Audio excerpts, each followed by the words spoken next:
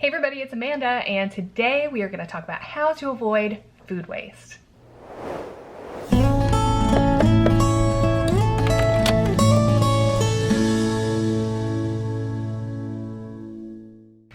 Alrighty, like I said, Amanda here at the Bealles, and we are helping you find financial freedom through frugal living, and food waste is a major part of that. Okay, my husband gets paid weekly, and we're coming up to the end of that week, so here in the next day or two we're gonna go grocery shopping. And what that means is as we get to the end of the week, I'm trying to clear out the fridge, and this week I actually have done a pretty good job. Let me show you. Girl, yes, look how empty that is, right? I mean, seriously, especially this fruit and veg section. I mean, I've got some carrots, a couple of apples, a little bit of ginger, like half a bag of salad, a couple of tomatoes, that's bread over there, and pretty much everything we've used up. I will say one of the things that I am working on is I went ahead and made this chicken broth like I do every week. I am actually going to freeze it, and I'm gonna talk to you about that in a second, but right now let's talk about the fruit and veg. Okay y'all, let's be honest, who out there is stressed out about buying fruit and veg because you know it's just gonna get thrown away? Go ahead and raise your hand, because I know it's everybody. So this is a thing that we have worked really hard on over the years, and I have a couple of things that I think will help you to avoid that particular kind of food waste. And you know, it's not too hard. I think anybody can do it with just a little bit of help. So first thing you need to do is not buy too much, okay? I showed you like half a bag of salad in there. You have to have vegetables in your fridge, okay? If you don't buy them, you won't eat them, right? So don't not buy them, but don't buy such a wide variety that you're never going to finish it. Like, make yourself be disciplined that you don't need a wide variety every week, you need a wide variety over weeks. So it's okay for this week if you just eat kind of the same salad over and over, and then next week you get a different kind of salad, if that makes sense. So kind of stay in your lane, pick one thing that you're gonna have over and over for 1 week and be satisfied with that. That'll help you not only keep your budget down, but also keep your waste down, which, you know, by the way, I'll throw a little Bible knowledge on y'all right now, you know, just because this is something that convicts me a lot. And it's Proverbs 18:9, and it says, "He also that is slothful in his work is brother to him that is a great waster." And basically what that means is that if you're kind of lazy in your work to the extent that you're not even working enough to provide for your needs, it's the same as if you are actually working but then wasting the money. Like, what is even the point of working if the things that you buy you're wasting? It doesn't even make any sense. And so I think that's like one of the biggest lessons that we can learn when it comes to frugal living and financial freedom, is that we just can't waste anything. The money that we're actually spending, we have to make the highest and best use out of. So when it comes to food, that's kind of challenging because essentially you're eating it. Like, it's like eating your own money. But the thing is you can eat it quickly or you can eat it slowly, and you can make it last longer and then spend less.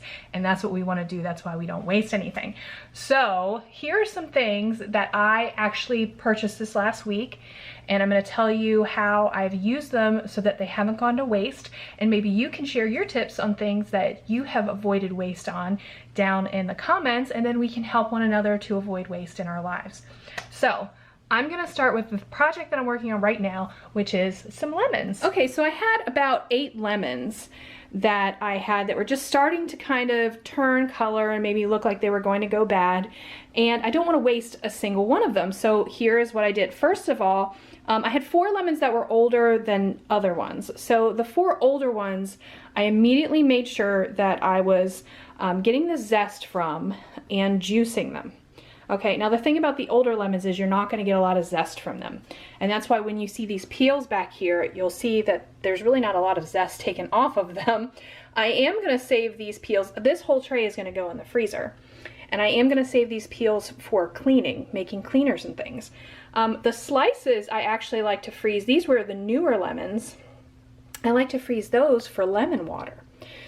So it's just trying to be judicious. The older ones, because I can't really get any zest off of them, I want to keep them for cleaning, juicing, and zesting, and I'm going to take all of the zest off the newer ones. You can see I tried to get a lot of zest off of these.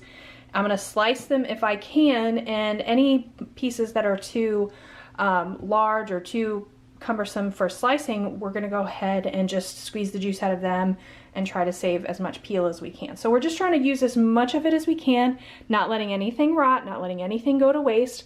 This zest, I've actually, you can see I've divided it up into 1 tablespoon dots, and I'm actually going to wrap this in plastic wrap. It's already laid out, and it's gonna go in the freezer like this. So if I need a tablespoon, or excuse me, a teaspoon of zest, I've already got it measured out, and I can just snip it and pull it right out of my freezer. Same thing with this juice. I am actually going to freeze this in ice cube trays. And that way I can, you know, if I just need a tablespoon or so, then I know, you know, I have that amount of lemon juice already available frozen. So that will be saved. And like I said, I already told you these purposes. You can also dehydrate the slices and dehydrate the peels. I just think they taste better for actual consumption if they're frozen.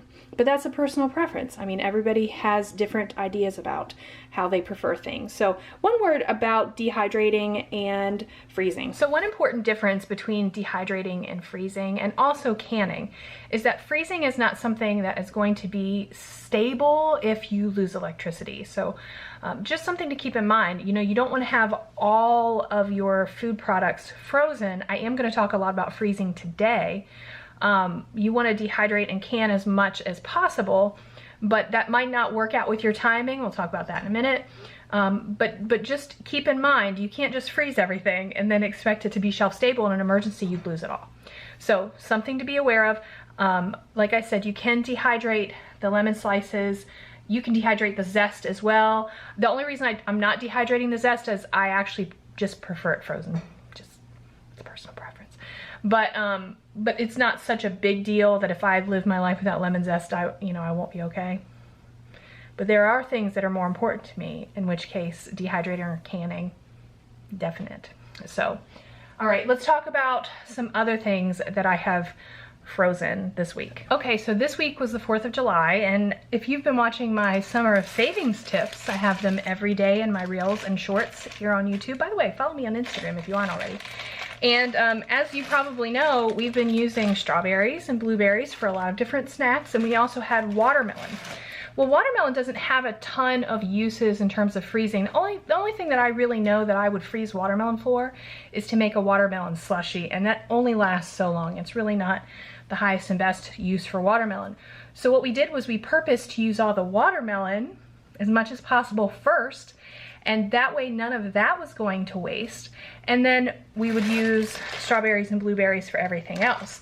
So even when we got to the end of the week and the strawberries were starting to turn, the blueberries were starting to turn, I picked out the bad ones, and then I went ahead and sliced up the strawberries and took the blueberries and put them on a little tray to freeze. In fact, that tray that the lemons are on, and I froze them individually and put them in bags.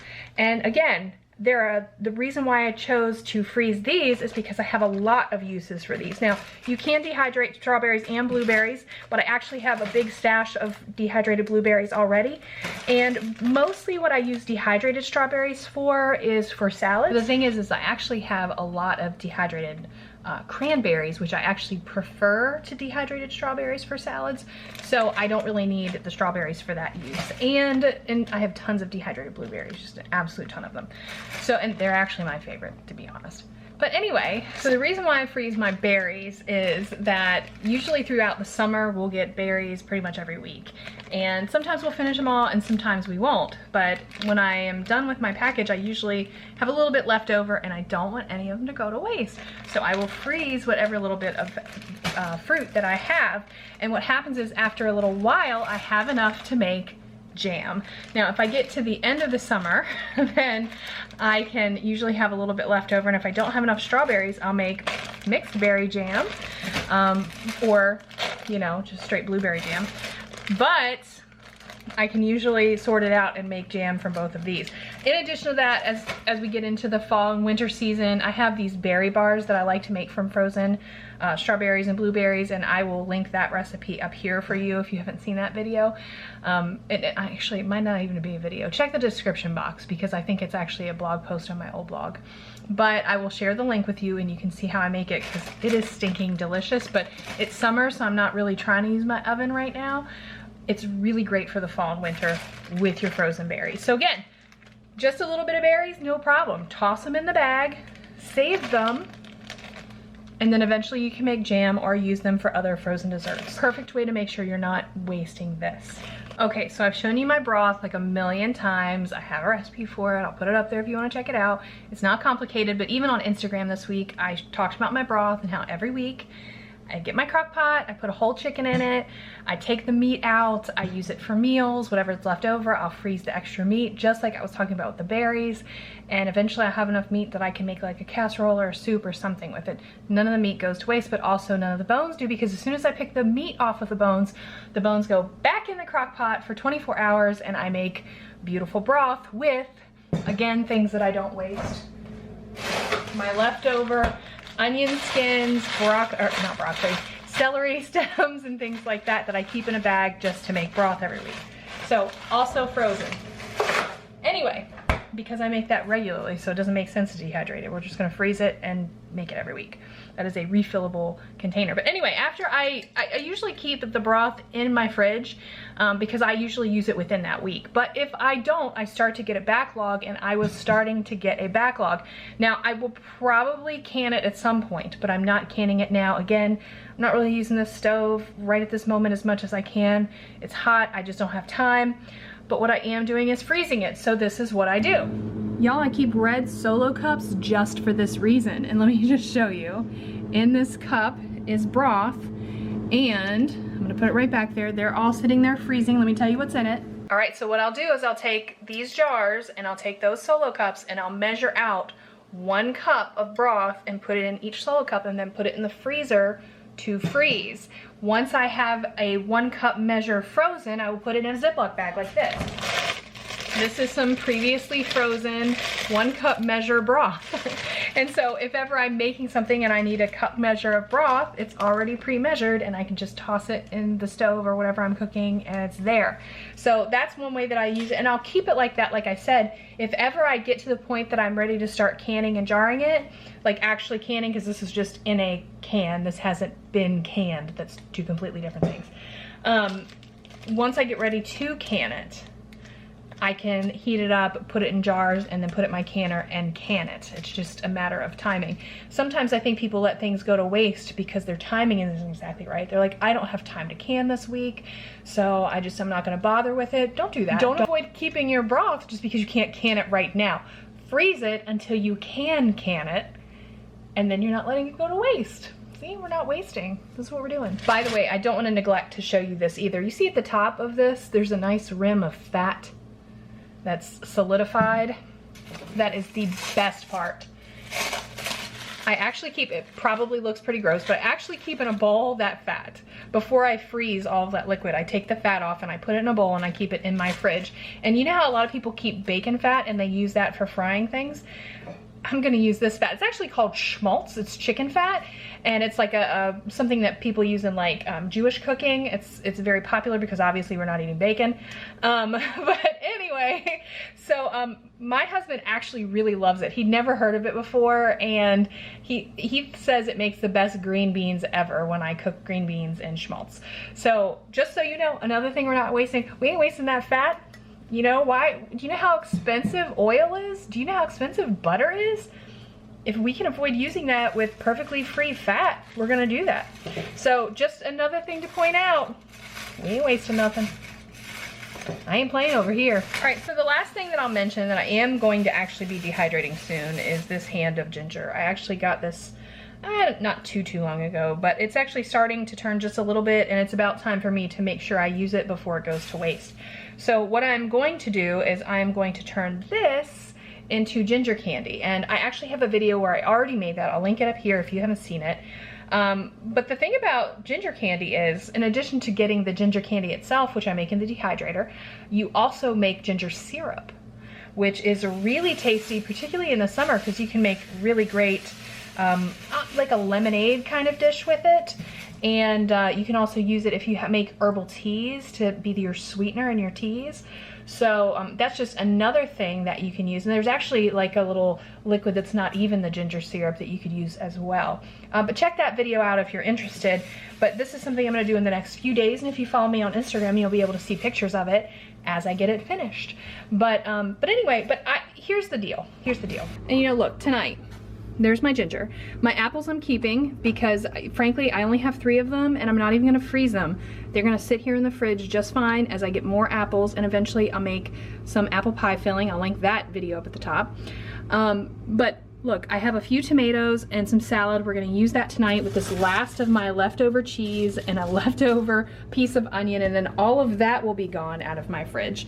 And just all of these things pretty much have a use. Like I said, those are gonna be frozen. I have milk, heavy whipping cream, oat milk, pineapple juice, and all of these things are gonna get used here in the next few days. But I've pretty much emptied out my fridge this week, and guess what? That is successful, because that means we are using every bit of it. You know, my husband's worked in a perishable department in a grocery store for years and years. And the thing is, they do keep track of their sales, but one thing they also keep track of is their waste, because it matters how much you throw away. And so their goal is to always fill their back room with fresh items that they can put out for the customer. And they want to make sure that it actually gets sold or used rather than thrown away, because it's a waste to the company. And it's a shame that most households don't take their actual dollars as seriously as stores do.